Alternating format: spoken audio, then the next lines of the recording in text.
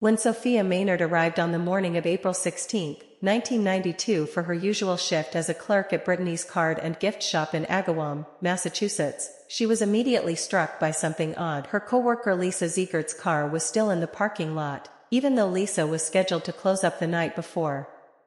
Maynard was even more unnerved after she found the store unlocked with the lights on and Lisa's purse still sitting behind the counter, yet there's no sign of Lisa herself.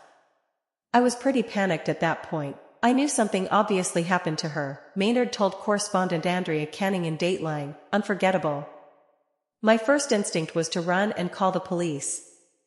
It didn't take long for Agawam Police Lead Detective Wayne Macy, now retired, to determine that something terrible had happened to the 24-year-old.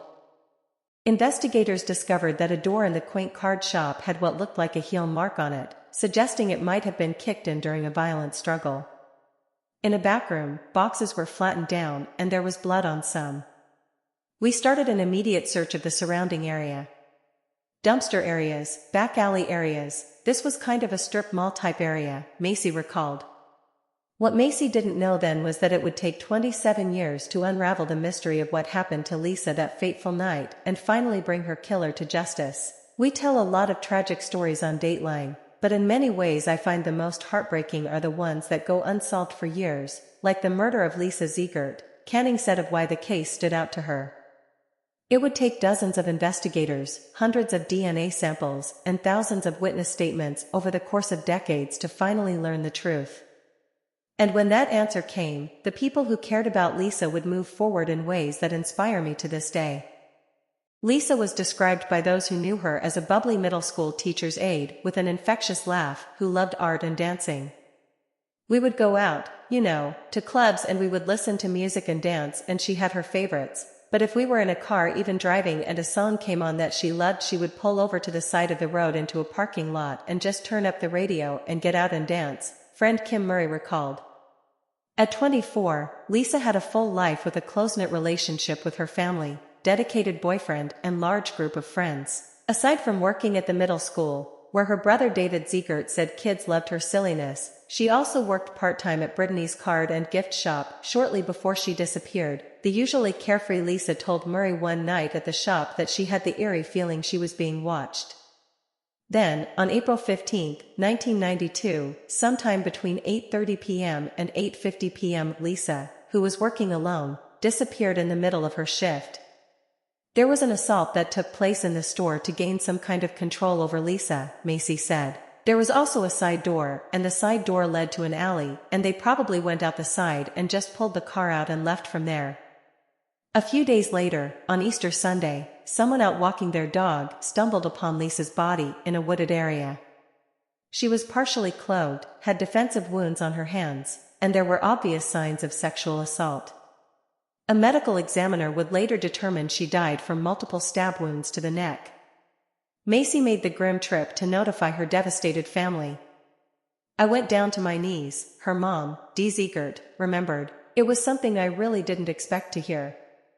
In the days and months that would follow, investigators spent tireless days and nights tracking down leads and interviewing potential suspects.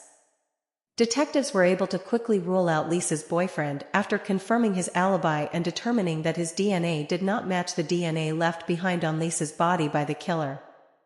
They also used DNA testing to eliminate other close male friends or acquaintances. Over the years, authorities enlisted the help of FBI profilers, got the case featured on Unsolved Mysteries, and tracked down thousands of tips. Detectives talked to multiple women who suspected their boyfriends or husbands of carrying out the grisly crime, including an attorney representing Joyce Scarra. Joyce told her attorney, Kevin Healy, that she suspected her estranged husband, Gary Scarra, may have carried out the murder. Anytime any news came out, she said that he would be glued to the television, Healy said. He needed to know every single little detail about the murder and the progress of the case catching the murderer. Joyce also knew that Gary had been unaccounted for during the time of the murder and returned home late that night with scratches on his hands and no explanation for his whereabouts. But Gary's attorney claimed the couple were going through a nasty divorce and custody battle at the time and told police her claims were just part of a setup to gain the upper hand in the negotiations. Her credibility was also called into question as others described her as an alcoholic. At this point, we take it as far as we can, and barring anything else coming in, we don't have enough to get a search warrant or a subpoena to get Gary in and have him give us his DNA, Macy said. For decades, detectives continued to investigate the perplexing case until they finally got the help they needed through advances in DNA technology. Authorities sent the DNA sample they collected at the crime scene to a lab who conducted DNA phenotyping to determine physical characteristics of the killer. From that, they were able to learn that the killer had brown hair, brown eyes, and was of European ancestry. Using that description, detectives went through countless files to pull out the possible suspects who fit that description and had declined to provide DNA in the past. In 2017, a grand jury voted to compel 11 suspects in the case to produce their DNA. Gary was one of the men on that list. Over the years, Gary had been repeatedly interviewed by authorities. He was always polite and answered their questions, but refused to provide a DNA sample, citing concerns about cloning. Now, with a court order in hand, Massachusetts State Police Trooper Noah Pack went to visit Gary. He wasn't home, but Pack left a message with his roommate that he had some important paperwork to deliver to Gary. Gary never reached out, but the next night, his girlfriend showed up at the state police barracks with 3 letters Gary had left behind for her at the house. In them, Gary confessed to abducting, raping, and killing Lisa. "I had no intention of killing her when I grabbed her, but events spun out of my control," he wrote, adding that he'd had abduction and bondage fantasies since he was young. He also left a note of apology for the Ziegert family. "I can never apologize enough for taking your daughter and sibling from you," he wrote. "I have regretted it and hated myself every day since." Investigators rushed to track down Gary, who was found at a Connecticut hospital after taking a large amount of pills. He was arrested and charged with first-degree murder in the decades-old case. Although he initially pleaded not guilty, Ziegert changed his plea in 2019 to guilty. He was sentenced to life behind bars, without the chance of parole.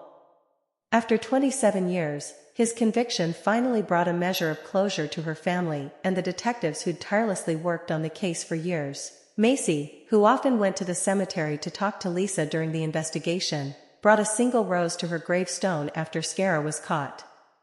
"I put a card on it. It just said, 'Lisa, it's done. Rest in peace,'" Macy said while struggling to hold back tears. "And I put it on her stone. And it was done."